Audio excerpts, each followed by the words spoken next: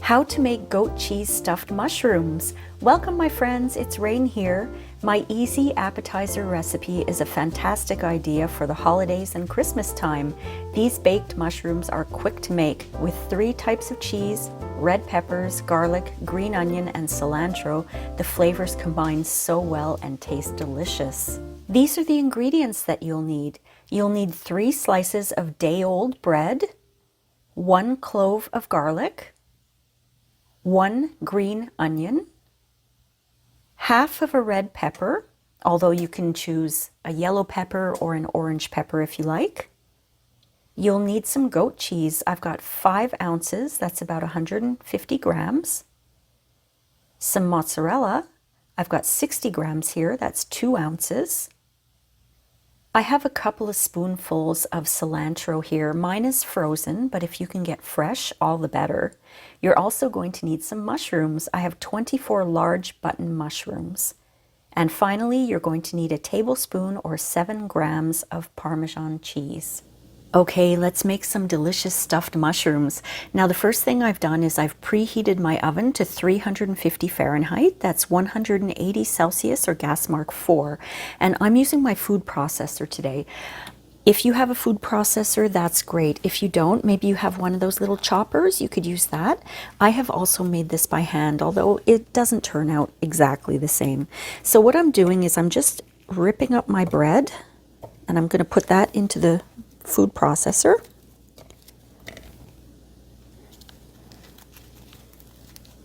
If you have stale bread, it's much better to use because it'll crumb better.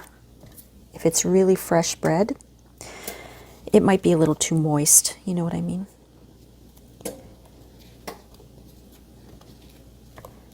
All right. So I'm going to process that.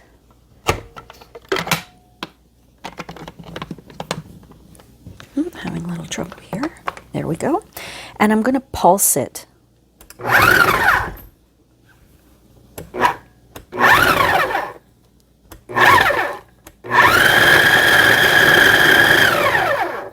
I want to turn it into a nice fine crumb.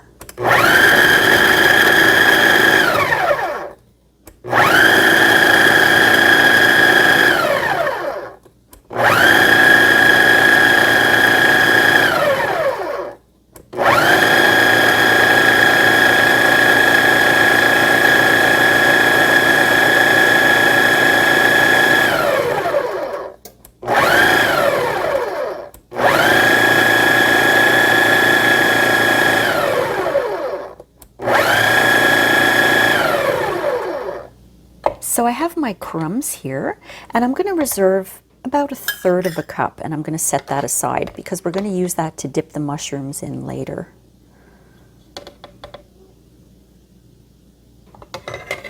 Now what I'm going to do is I'm just going to prepare all of my ingredients and toss them right into the food processor. So I've got my garlic here. I'm just chopping. Nothing special because the food processor will take care of it. Got my green onion. This one looks a little, that piece doesn't look very nice. So we're just going to chop.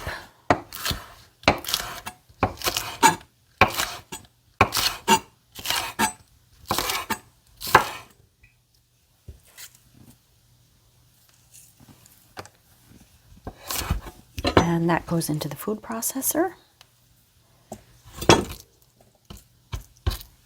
Now my pepper.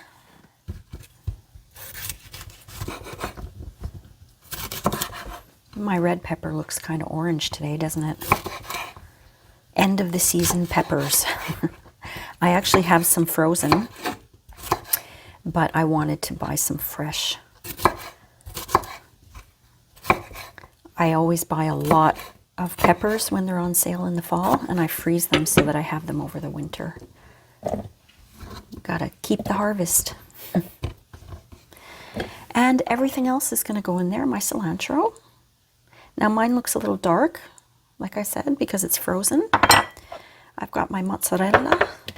I'm just going to give that a little chop. Make it easier to process up.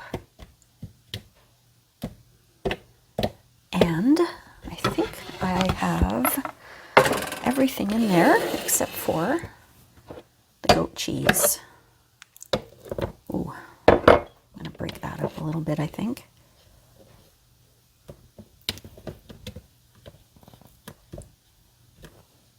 Now we're going to process that up.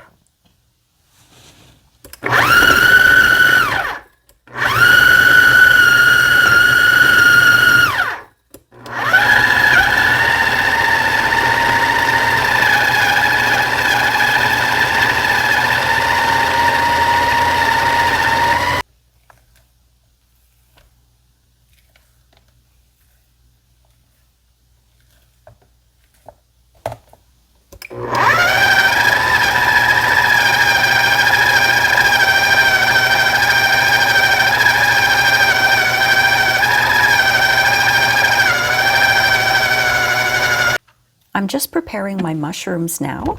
I'm pulling the stems out, and if they're fresh, nice and fresh, they should come out relatively easily. You may have some little bits, left over, so just take your time. Pull all those little bits out from the middle. You can keep these and put them in a soup, by the way. You don't have to toss them into the compost pile. The stems, I mean. That's what I'm going to do. I'm making a chicken and mushroom soup. I'm just going to grab a little spoon. Just want to get the whole stem out because I want to make sure there's enough room for my filling. Yeah, using a spoon works well. Let me make sure I've got all that out. Okay. You can twist them too. Twist them a little bit.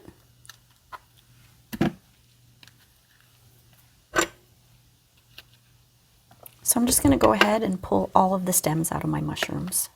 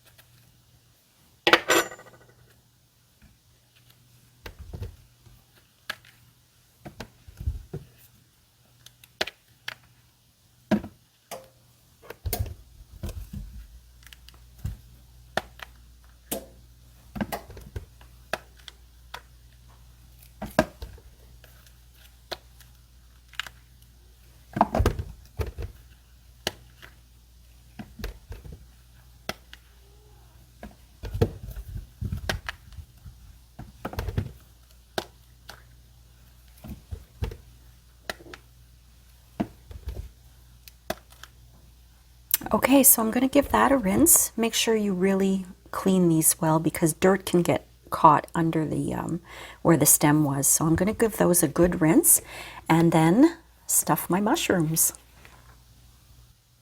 So we still have our Parmesan, and remember we set aside about 1/3 cup of the bread crumbs. I'm just going to mix those two together.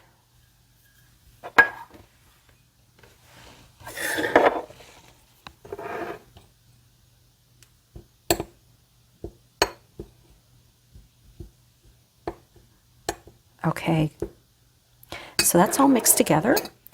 I just wanted to show you the filling. It's really nice and creamy.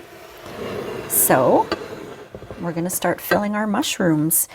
I have a little tip for you. I have a little dish of water here that I'm going to be dipping my fingers in once in a while so that the filling doesn't stick to my fingers, because you have to kind of get down and dirty with this. You can, be all dainty and use a spoon, but it's really easier if you use your fingers. So I'm going to start with a spoon and then probably finish up with the with my fingers, but we'll see.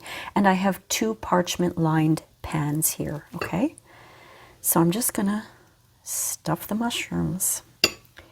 I think it's really going to be easier doing it by hand. And that little bit of water on my finger really makes a difference. Nothing is sticking. So you see it's filled, and then what I'm going to do is dip like that, and it goes onto my parchment lined pan filling side up. Okay, so I'm gonna kind of do this a little bit at a time, one at a time. Sometimes I fill them all and then I dip them, but I'm gonna do them one at a time here. This filling smells so good.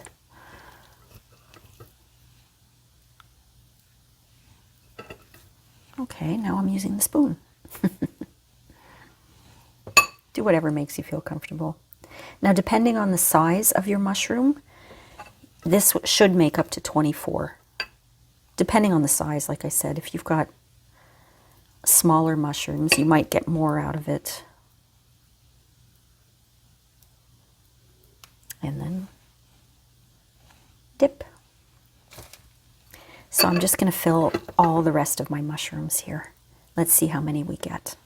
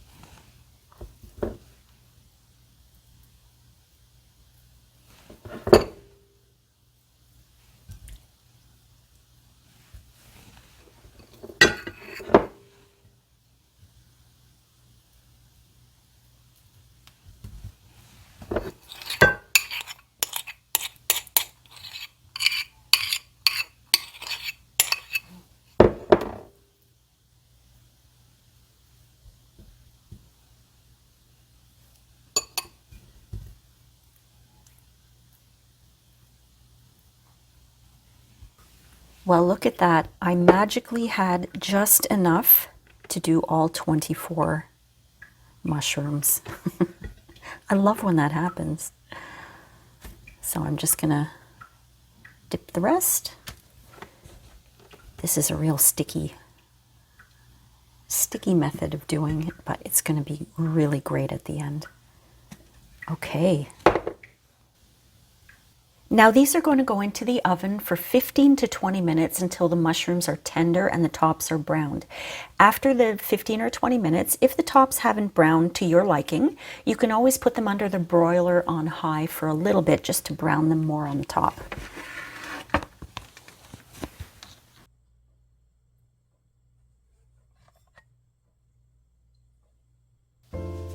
My mushrooms are ready to serve.